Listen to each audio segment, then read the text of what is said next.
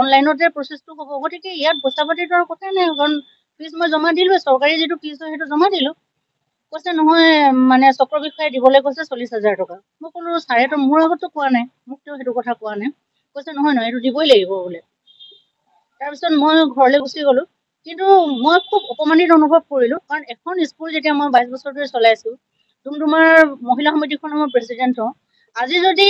মই এই পৰ্যায়টোত আহি পাইছোঁ যে মোৰ নিজৰ মাটি ম্যাদী পট্টাৰ মাটি থাকোঁ তাত যদি মই ঘুষ দিব লগা অৱস্থা এটা হয় 40,000 টকা আৰু আগৰ প্ৰচেছখিনি কৰোঁতে মই 18,500 টকা জমা দিছোঁ সেইখিনি পইচা ইয়াৰ লগত 40,000 টকা সিমানখিনি টকা মই যদি মোৰ নিজৰ মাটিৰ কাৰণে মই ভৰিব লগা হয় তেনেহ'লে আপোনালোকে ভাবক যে এই অফিচটোত দুৰ্নীতিৰ মানে কেনেকুৱা মানে এটা বজাৰ বহি আছে আৰু হয়তো চাৰ্কুল অফিচাৰে তেওঁ জানে চক্ৰ বিষয়ে জানে যে প্ৰতিখন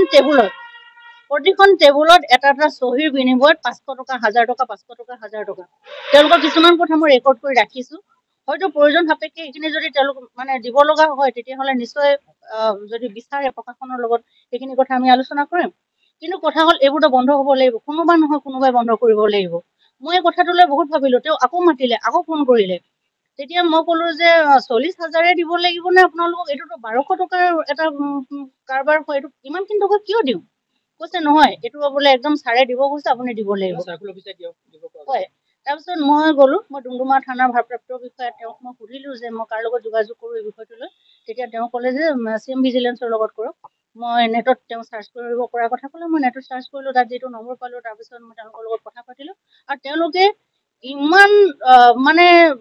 পটাপট ইমান কুইক এটা মানে একশ্যন তেওঁলোকে ল'লে যে মই একদম অন্তৰৰ পৰা কৃতজ্ঞতা জনাইছোঁ যে য'ত দুৰ্নীতি আছে তাত এনেকুৱা ধৰণৰ কৰ্তব্যপৰায়ণ বিষয়াও আছে আৰু তেওঁলোকে যিধৰণে কাম কৰিলে যিধৰণে তেওঁলোকে ধৰিলে গোটেই প্ৰচেছটো কৰিলে মই আনন্দিত হৈছোঁ আৰু মই আশা কৰিছোঁ যে এই ডুমডুমা চক্ৰ বিষয়াৰ এই কাৰ্যালয়ত বুলি নহয় সমগ্ৰ অসমৰ য'ত য'ত এনেকুৱা ধৰণৰ কাম কাজ হৈ আছে এইবোৰ বন্ধ হ'ব লাগে কাৰণ সাধাৰণ ৰাইজে 40,000 50,000 এটুকুৰা মাটি কিনি কিনে ক'পানো দিব বহুত দুখীয়া মানুহ হয় প্ৰত্যেকৰ পৰা পইচা লয় ময়ো ধনী মানুহ নহয় মই স্কুল এখন চলাই মই বেংকৰ লোন চোন হেৰি কৰিব পৈতৃক সম্পত্তি মই বিক্ৰী কৰিব লগা হ'ল আৰু তাৰপিছত মই তেওঁলোকক আহি মই পইচা দিওঁ মই তেওঁৰ ল'ৰাক মই পঢ়ুৱাইছোঁ দুটা ল'ৰা মই হাতৰ আখৰ মই হাতত ধৰি ধৰি শিকাইছোঁ অথচ তেওঁৰ মনত এবাৰ ভাৱ নহ'লে যে বাইদেউক আমি পইচা কিয় খোজোঁ বা এইটো কথা ক'বলৈ তেওঁৰ মনত অকণমান লাজ নাপালে অলপমান তেওঁ দুখ নকৰিলে মই মানে খুব মানে নিজে নিজৰ মনত লজ্জিত হৈছোঁ যে মই 22 বছৰ ধৰি মই কি কৰিলোঁ মই নিজৰ জীৱনৰ ইমান ধুনীয়া এটা সময় মই কি পঢ়ালোঁ মই কি স্কুল কৰিলোঁ কি সমাজৰ মই কাম কৰি আছোঁ যদি এনেকুৱা এটা চিটুৱেশ্যনে হৈ থাকে এই অৱস্থা আপোনালোকে ভাবক যে 40,000 টকা ডুমডুমাৰ নিচিনা এখন সৰু ঠাইত ইমানবোৰ ঘটনা হয়তো আছে তাৰ লগতে মানে এইবোৰ আপোনাৰ ঘুষখোৰৰ মানে এনেকুৱা ৰাজত্ব হৈ গৈছে ক'ৰবাতো আমি যাব নোৱাৰোঁ ক'ৰবাত কাম কৰিব নোৱাৰোঁ মাটিৰ কাম কৰাৰ নামত এনেকুৱা এটা দালালি মানে এটা ষ্টাৰ্ট হৈছে এইবোৰতো বন্ধ হ'বই লাগিব অন্য কৰ্মচাৰী কোনোবাই আপোনাক টকাৰ কিবা কথা কৈছে মানে মই দিছোঁৱে তেওঁলোকক মই এতিয়া নাম নকওঁ তেওঁলোকৰ প্ৰয়োজন সাপেক্ষে যদি এইটো কাৰ্যালয়ৰ তেওঁলোকৰ এগৰাকী জৈনিক দত্ত 2001 চনৰ পৰা তেওঁক মই এই বস্তুটো মই পৰেচান হৈ আহিছোঁ তেওঁ দি আছে কিন্তু মই ভাবিলোঁ যে এই অৱস্থাটো ক'ৰবাত নহয় ক'ৰবাত শেষ হ'ব লাগিব কোনোবাই নহয় কোনোবাই এটা খোজ দিব লাগিব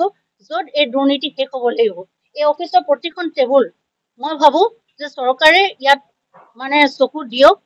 আৰু ইয়াৰ এই যি দুৰ্নীতি হৈ আছে এইবোৰ বন্ধ হওক তেওঁলোকে জানক যে প্ৰত্যেক মানুহে পইচা দিবৰ কাৰণে ৰেডি নাথাকে প্ৰত্যেক মানুহ ঘুষ দিবলৈও নাই ঘুষ ল'বলৈও নাই তেওঁলোকৰ লগত এইবোৰ আমি কাৰোবাৰ কৰিব নোৱাৰোঁ 500 টকা 200 টকা 100 টকা ভিক্ষাৰী নিচিনা কিয় খোজে যেতিয়া চৰকাৰৰ পৰা ইমান দৰমহা পায় তেওঁলোকে এইটো খুব বেয়া এটা মানে হেৰি আৰম্ভ হৈছে যিটো শেষ হ'বই লাগিব মই ইয়াৰ কাৰণে মুখ্যমন্ত্ৰীৰ দুৰ্নীতি নিবাৰক শাখাৰ প্ৰতিজন বিষয়ববীয়াক মই অন্তৰেৰে সৈতে ধন্যবাদ জনাইছোঁ যে তেওঁলোকে এনেকুৱা ধৰণে পদক্ষেপ ল'লে আৰু 2 দিনৰ ভিতৰত তেওঁলোকক যেতিয়াৰ পৰা মই এই অভিযোগটো দিলোঁ তেওঁলোকে তাত লগালগ তেওঁলোকে সেই কথাখিনি ৰেকৰ্ড কৰিছে বা তেওঁলোকে মোৰ লগত যোগাযোগ ৰাখিছে আৰু আজি এই পৰ্যায়ত আহি উপস্থিত হৈছে যে তেওঁক হাতে লোটে ধৰিবলৈ মানে সক্ষম হ'ল যিকোনো খবৰৰ বাবে যোগাযোগ কৰক 70901733 অথবা 7099017990 নম্বৰত